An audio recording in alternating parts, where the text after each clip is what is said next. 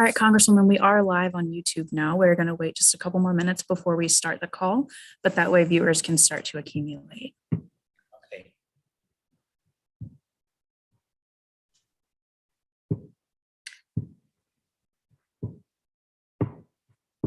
How have you been enjoying your district week? Is this the only thing public-wise that you're doing this week, or did you participate in other things? Well, I'll tell you, working from home means that people put more on your plate when they realize that you're working virtually, that one meeting that they would not have been able to squeeze in, they can get in. And so I've been very busy, but it really is. I've had forums with Citizen Action, press conference with them talking about the need to pull certain elements of Build Back Better bill, and to resurrect that. Certainly, we've had an election, in the past few days. And so that is something that, is still working around. I am trying to figure out what my schedule is going to be for COVID. I'm going to be going to DC on a regular basis and not voting remotely because the pandemic has subsided a little bit. So we'll see.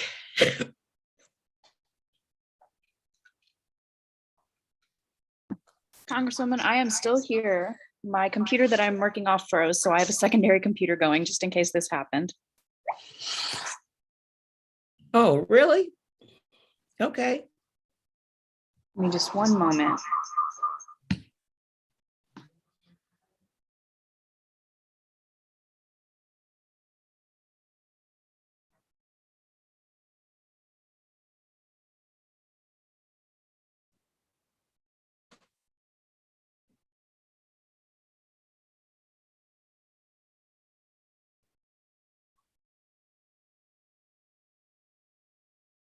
I apologize, Congresswoman. We're sorting out some bugs with Zoom here.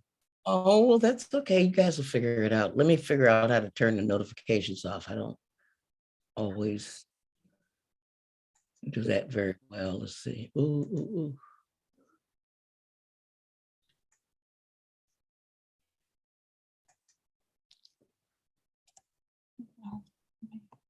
I'm glad that you're hosting the call now.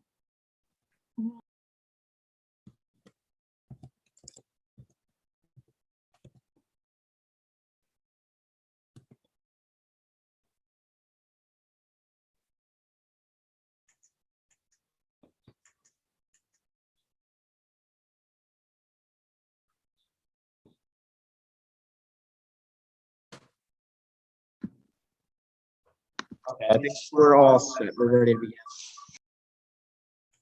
I think so too.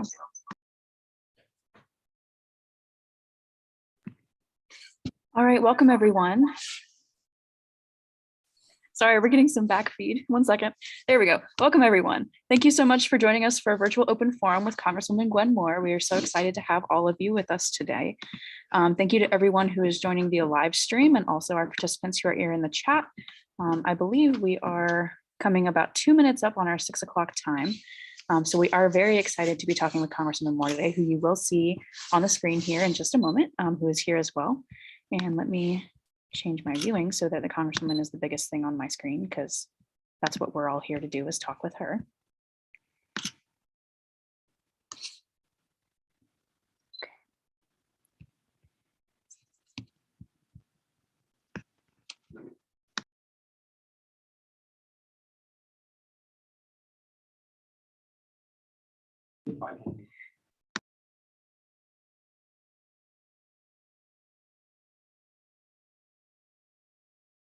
Wonderful. Okay. Thank you so much for joining us tonight, Congresswoman. We really appreciate you taking the time to speak with us in honor of Black History Month. I believe that the structure of the event tonight is going to be that you are going to be able to provide us with some brief remarks related to the Black History Month event that we are hosting here tonight, and then you'll be taking questions from our audience. And so firstly, I'd just like to introduce everyone to Congresswoman Gwen Moore. She is the Congresswoman from Wisconsin's 4th Congressional District. She is the first African-American person elected to the House of Representatives from the state of Wisconsin, which is just an incredible feat. We are absolutely thrilled to have her here with us tonight. She is joining us from, I believe, Milwaukee. Is that right? Wonderful. All right, so I am going to turn now the floor over to Congresswoman Moore. We'll get right to it. I know we're going to have a little bit shortened time with you tonight than we were originally planning, so I don't want to take anything away from our students who are planning to attend with questions. So I'll go ahead and turn the floor over to you, Congresswoman Moore. Well, let me just thank you all for inviting me to be here with you. There were a lot of people that you could have involved and engaged, and I was just so fortunate to be asked to be here. Yes, I was the first African-American elected to Congress from the state of Wisconsin, but you know, that places a real big burden on me and people who are the first, because you know what you hope to do is to lay a pathway for others to follow.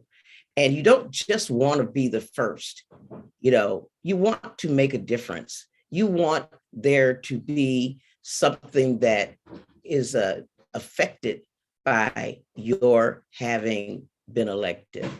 I can tell you that I was inspired to do public service at a very early age. My own mother was very, very engaged in helping young people get scholarships to go to college, working with them on their speeches for oratorical contests. You know, I was in awe of people like Vel Phillips and Marsha Coggs, who were elected officials and who were often the judges at oratorical contests in which I was enrolled, and I would win, and got involved with them and really never had any sort of thought about running for office. But, you know, leadership was something that was just indelible to my spirit. I started out at North Division High School as a junior and became the president of the student council at North Division, and really led a movement within that school and at City High wide. I was co-chair of BOY, Black Organized Youth, and we walked out because we didn't have any Black history books sort of depicting us in any sort of way, except for we were slaves. And I think that Black History Month is so important. It's important for everybody all over the world to have some sense of their culture, their ancestors, the stuff, the DNA that makes them who they are and what their possibilities are. I think all of us appreciate the of everything that the African American has brought to the United States, everything from the most delicious meals you've ever had to tools that have been made by African Americans, great architects and building designs have come through African Americans. And I think it's important for people to hear about the greatness of their roots, and then to combine that with their very own beloved experience as Americans.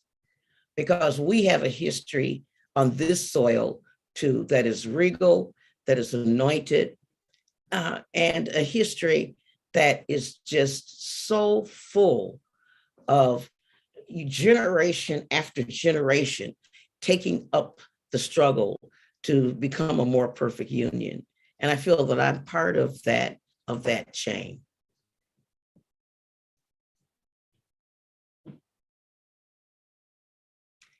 And so I didn't mean to stop so abruptly, but I want to make sure we have time for Absolutely. questions. I was having difficulty unmuting myself, so I apologize for the delay there. Thank you so much for those incredible remarks. And I really appreciate, you actually stole one of my first questions from me, which is, how are you shouldering the legacy of being the first African-American elected to Wisconsin. I'm really glad you were able to incorporate that into your remarks. So I'm going to let our viewers know that if you'd like to ask the Congresswoman a question, please raise your hand before doing so, and we'll call on you to make sure that no one is trying to overlap with the discussion. And we'll go ahead and open the floor. So if anyone has a question for the Congresswoman, please raise your hand.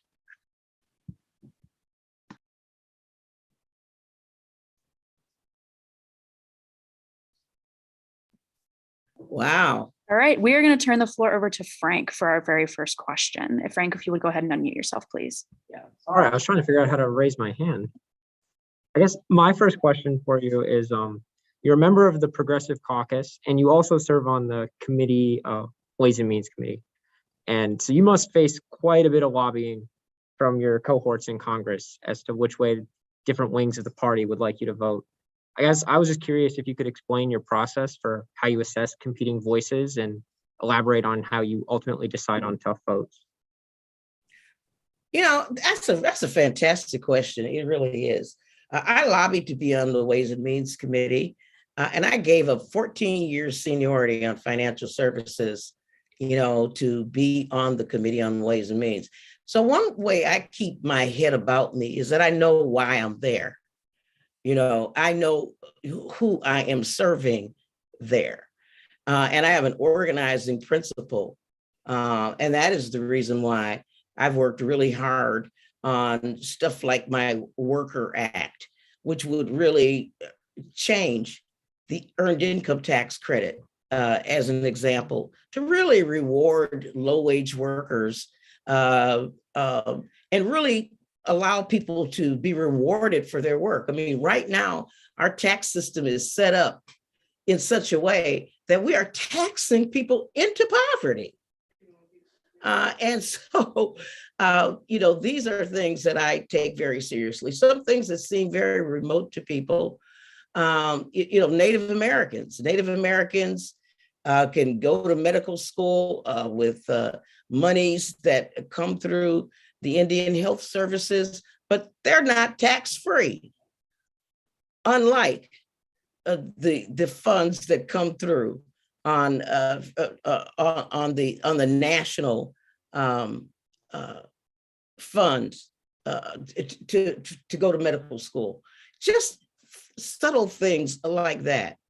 There are times when, for example, we had a lot of discussions on the staff level about all kinds of proposals for the reconciliation bill.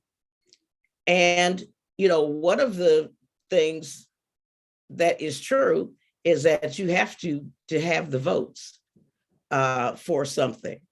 And so say, for example, I'll give you a real good example.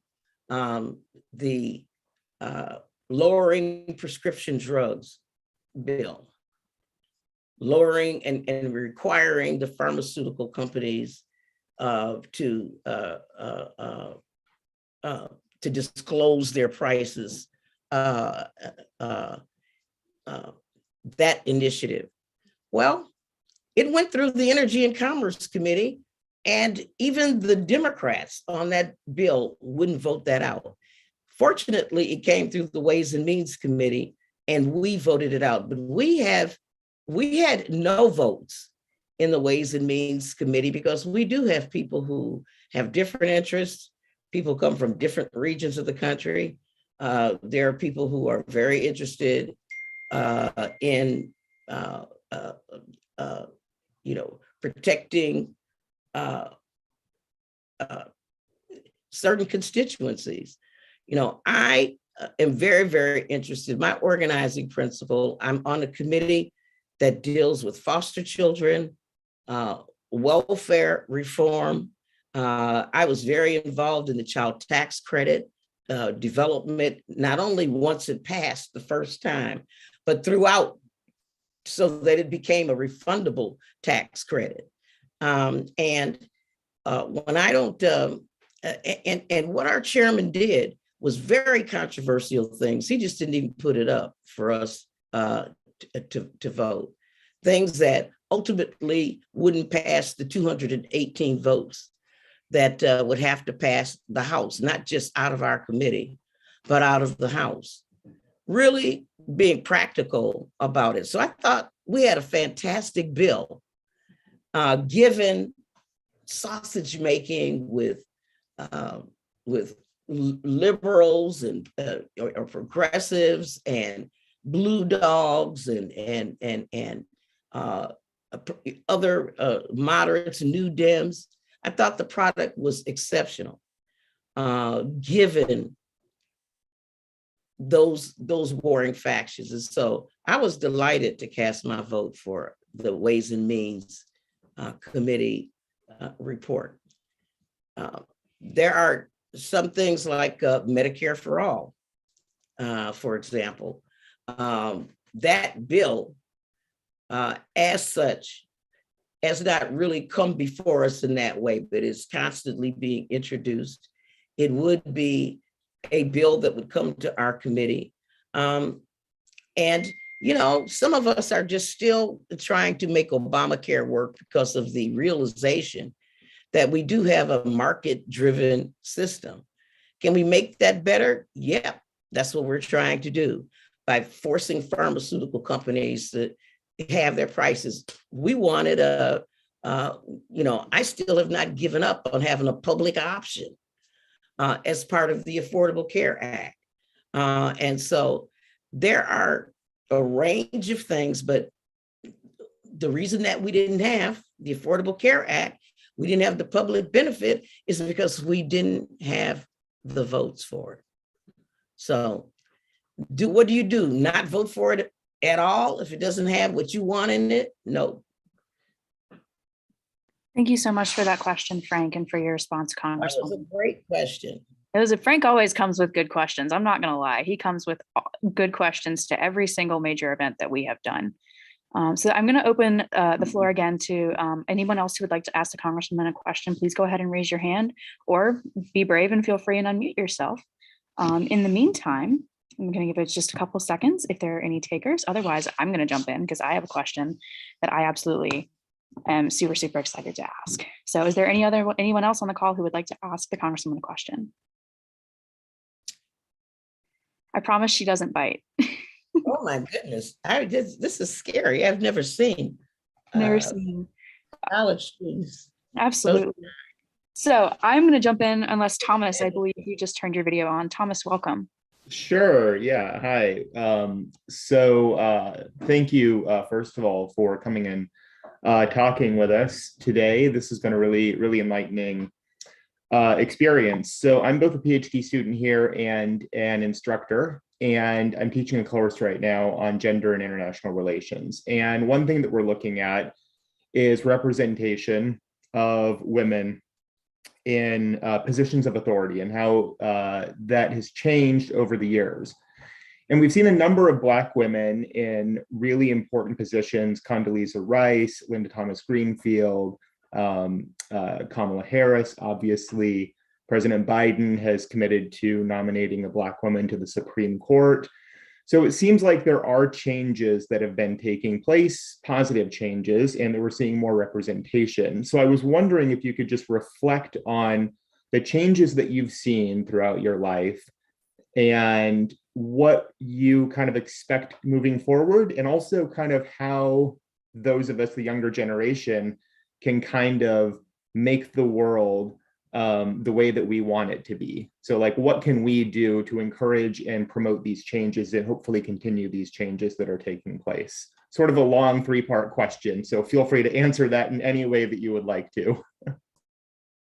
Well, you know, thank you so much. You know, one of the things that I have noticed about people who are into public service is that that are sincere about it. They don't start it, you know, when they're old. They have that propensity when they're young. I mean, they might be the kids on the block that are just trying to collect a penny or something from everybody to make sure that some kid gets a birthday gift on the block that, you know, you can see it. And so I think that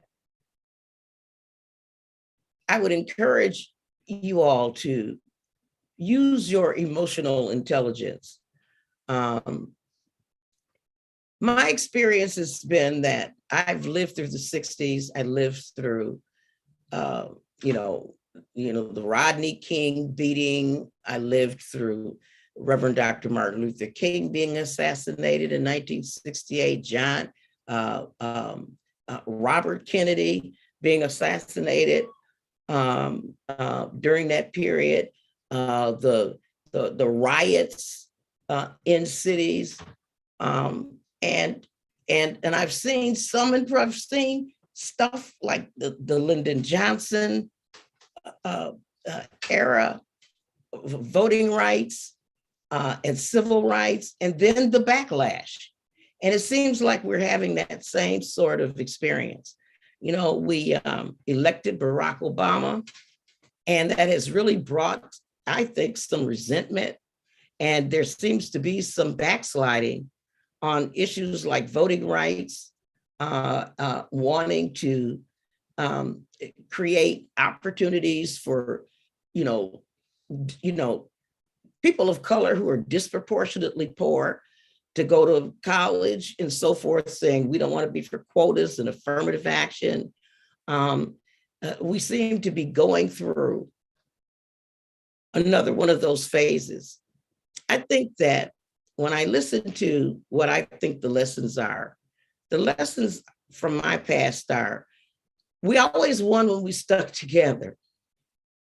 You know, the civil rights movement was the way it was. We had Jews and Blacks and other evangelical ministers and so forth joining the civil rights movement. We had,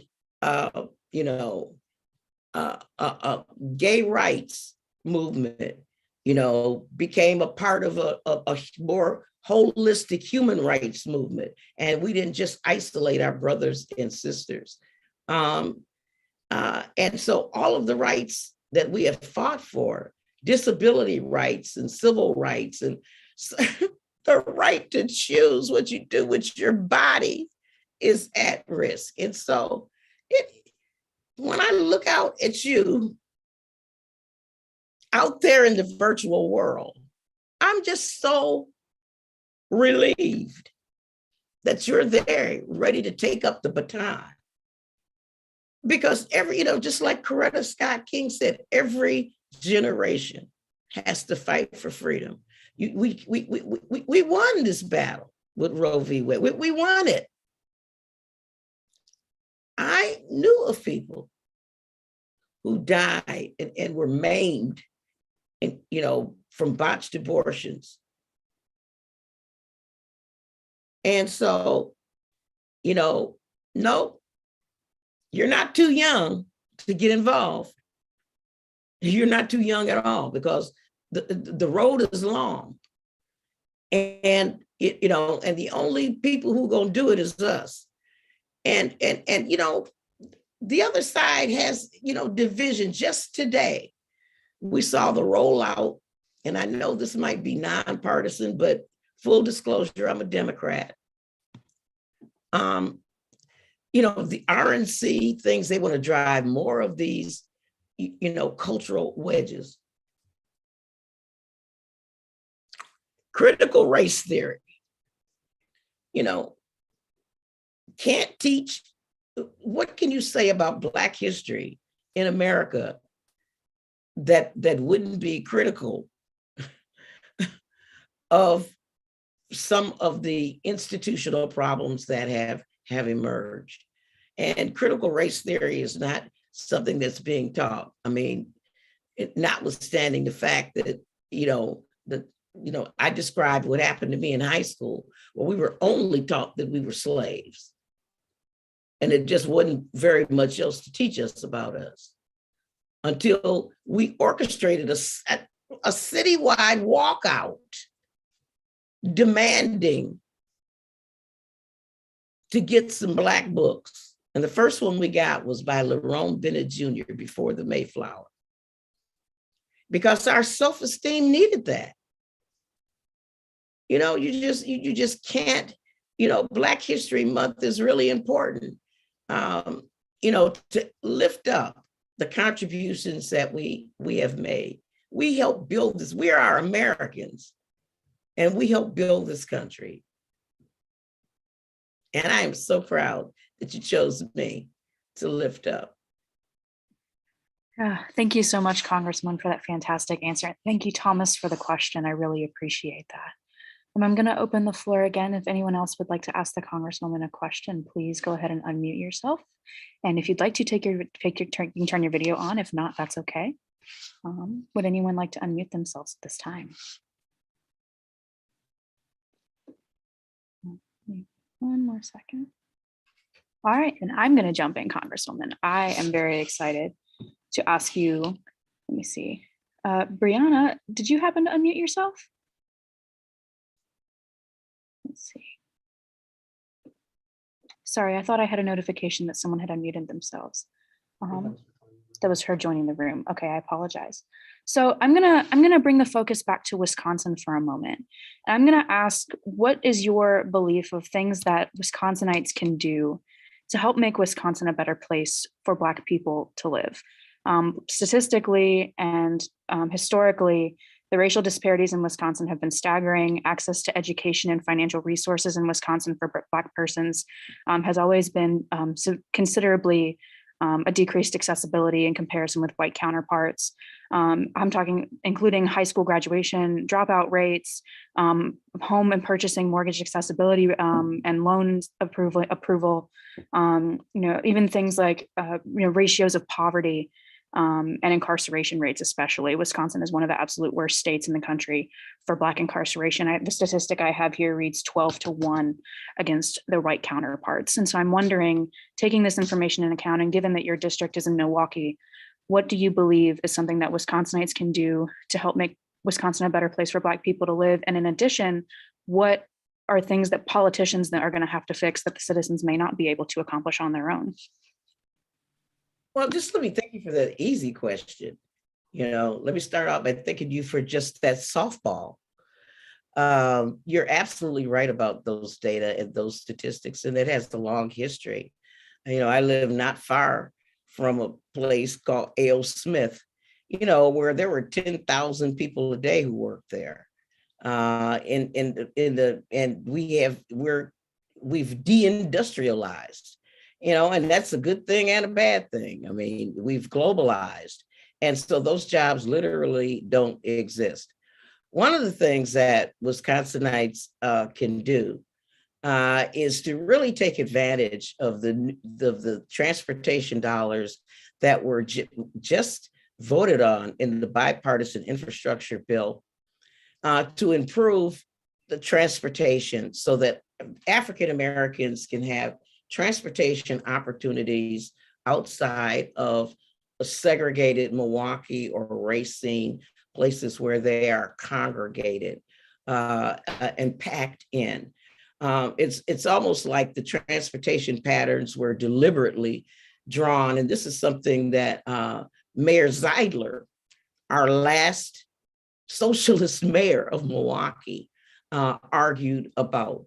And then we started, preferring, roads and that kind of thing, favoring car transportation. And really, we don't have the jobs in the WOW counties, Waukesha, Ozaukee, and Washington counties easily accessible. We had the train that was so hopeful, that were $700 billion allocated by the Obama administration that would have started some of that expansion outside. Another thing that that isolation and segregation would really help African Americans. The other thing is the bipartisan infrastructure bill. There are elements of the Build Back Better bill that need to be brought in to make sure that instead of that, this is a generational investment. I mean, I was, I might not even been in a voting adult when the last investment was made in the infrastructure like this, when Eisenhower did it. And I'm 71 years old now.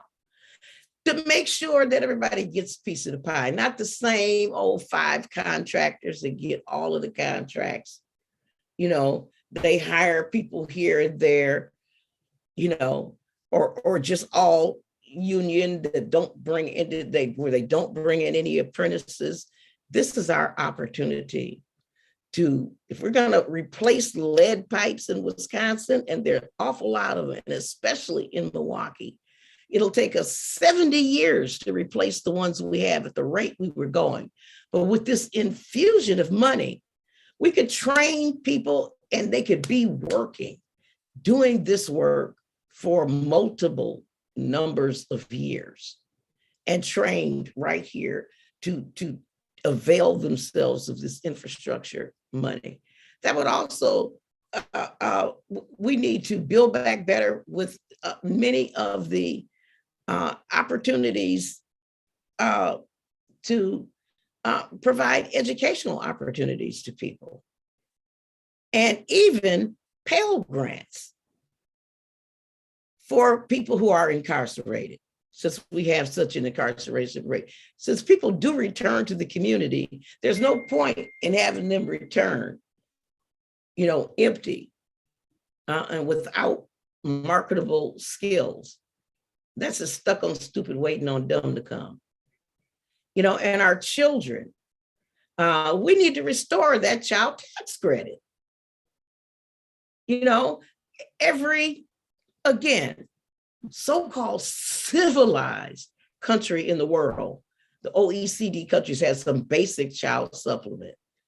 And if we're not going to raise the minimum wage, and so that will hurt businesses, and if, the earned income tax credit is going to be so stingy, then we something has got to give. And especially now during this time of inflation, we need to restore that child tax credit ASAP.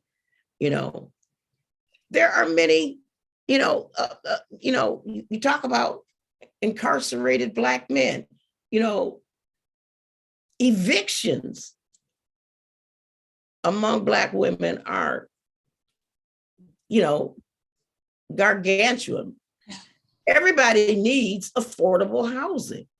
I know another issue that you championed while I was working for you was the Black maternal health bill, and the resolution for that as well, and the Black maternal health statistics. And I wanted to point attention to that too, just because I know how hard you worked on it.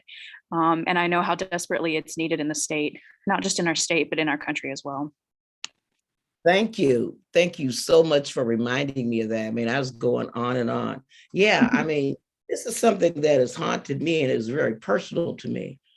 I've had to make those walks to a neighbor down the street more than one time, where babies have died of sudden infant death syndrome, or people's pregnancies, end tragically and unnecessarily. And so there's, and we've got Black maternal health that's worse than in war-torn countries. It's an embarrassing data set. And so Wisconsinites are, every time I see Peace Corps representatives, or there's always a disproportionate number of Wisconsinites in that bunch. I mean, we are good Samaritans. I'm not sure if you know, Congresswoman, but the University of Wisconsin has consistently over the last, I think, 10 or 15 years been in the highest percentage of college students going to the Peace Corps from this university. And I think that's something that's really exciting to talk about. I do want to make sure we get. You did not know that. Did not know that. No, I promise there's literature out there. I don't have it in front of me, but I promise there is literature about X percentage of UW-Madison students consistently and annually always joining the Peace Corps, which is really exciting. So let's do what we do, as Badgers. Let's do what we do. Absolutely. I mean, we come together. We've been the first in so many things. I mean, we were the first state to have a kindergarten. We were the first state to have women's voting rights. We're the first state to have, labor unions. The first, blood was shed. Absolutely. Right here in this state for the 8-hour workday. I mean, the whole civil service system, you know, and anti-corruption, fighting Bob LaFollette principles, you know, come from this state. And we've had the best of the best and the worst of the worst. I want to make sure that we have time Ain't for one more. saying no names. No, ma'am, no names. This is a nonpartisan event. The best. People like fighting Bob LaFollette. And we've had the worst of the worst. Not mentioned in no names. But anyway, that being said, I love this state. I was born and raised here. I'm native. And I, you know, my parents migrated here because of jobs. They migrated first to Racine, where my dad worked in a factory. And I love Wisconsin. I never thought about living anywhere else, actually. Thank you so much for that, Congresswoman. I want to point to Isabella really quickly. She's had her video off for a few minutes. Isabella, did you have a question for the Congresswoman? Yes. First, thank you so much for being here. I was thinking, I would like to hear your opinion about the current crisis that it's more urgent now with the pandemic, with the young people in schools. And I've been reading a lot about like problems with how the administration handle problem with kids involving violence and like being excessively punitive. And especially we see the disproportional excessive punitive towards Black and brown kids. So I was wondering if you have any thoughts on that and how could we fix that very urgent, because like you said, we need the future generations to continue the fight. And what is happening right now is worrisome. Yeah, thank you so much. You know, I just want to thank you for that question and for that insight. And really remarkably, it's like Black girls are getting suspended, you know, girls. And I have, every single year that I have been a member of Congress, I have put a bill in really to make social workers, you know, a permanent part of any workforce and a funding stream for that. I mean, a school is a community. And there are often lots of conversations about putting police in a police substation in there. And you know, hey, it's a legitimate conversation to have. But why not have a social worker? I mean, the poor teachers, if there's anything that I grasped from some of the charter school movement, choice school movement type things, was that they recognized the need for social work and intervention. That you know, it's somebody I remember once, good friend of mine I'd gone to high school with, and she taught at the local high school down the street from me. And one of my sons was in her class. And so I invited her over after school one day, it was walking distance, to make her a fried fish dinner, And so my younger son, who is now a state representative, walked through the door. And I had so many problems with him, you know, with school and, you know, him, you know, claiming he had headaches and, you know, me saying you're being rebellious and blah, blah, blah. And he walked past her and she looked at him and said, "Oh, that child needs glasses."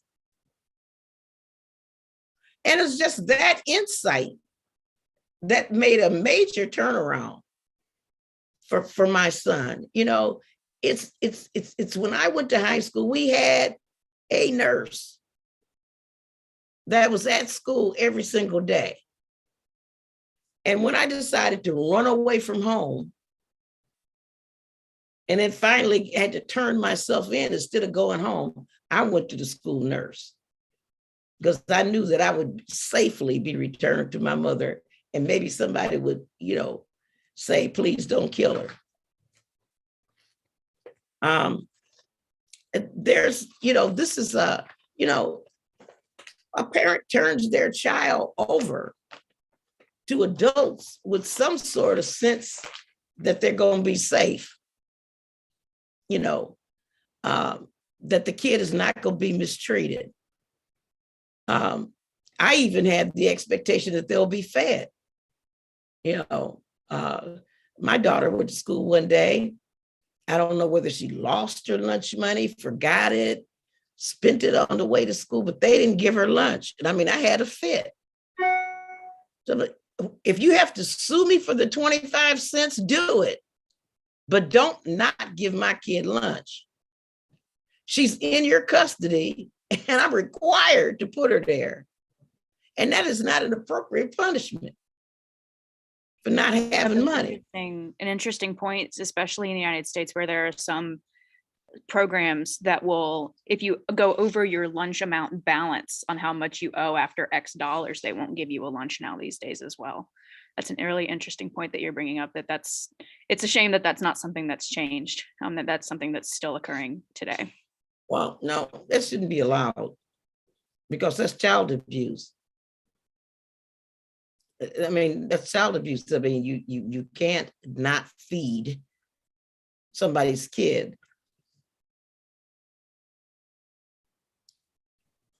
Yeah, Congressman, yeah, along the line of the free lunch program, I'm sure you saw this story a few months ago, but I want to say it was Waukesha. There was a school district in Wisconsin that opted out of a free meals program, citing the desire to return to normal.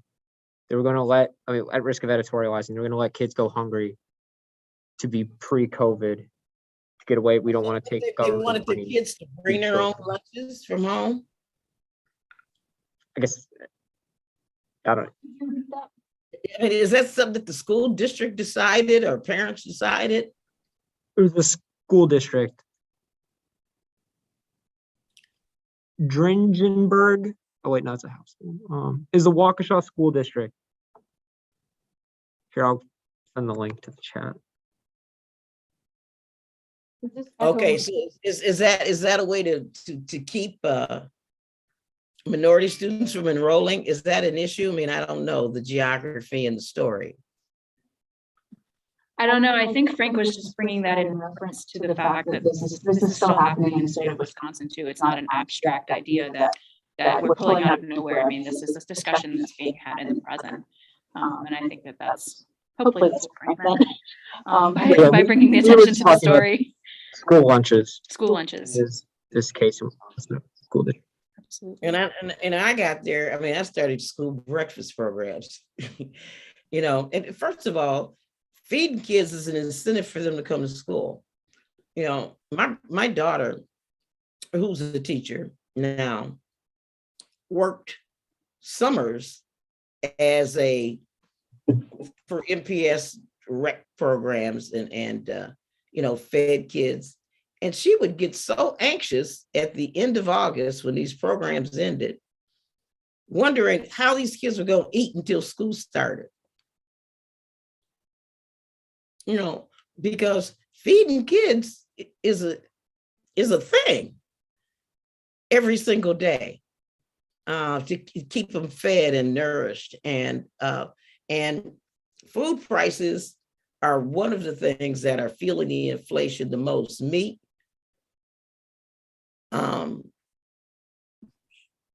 outrageous. And, so parents are up against a lot. I really appreciate the question, Isabella. Thank you so much for starting such an interesting conversation.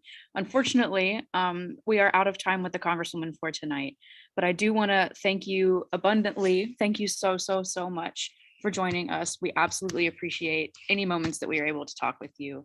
I hope that you have a wonderful rest of your week in your district. And I know you make Wisconsins proud and you make Milwaukeeans proud. And just thank you for all the incredible work that you're doing. And thank you for celebrating Black History Month with us today. Thank you guys for studying and learning and being the intelligentsia of the next generation. We need you desperately. Thank you so much for taking up the yoke. We appreciate you. Thank you Love so it. much. And I will talk to you, we will talk to you hopefully soon. And I know that there are several people here at the university who are following everything that you're doing, but I hope you have a wonderful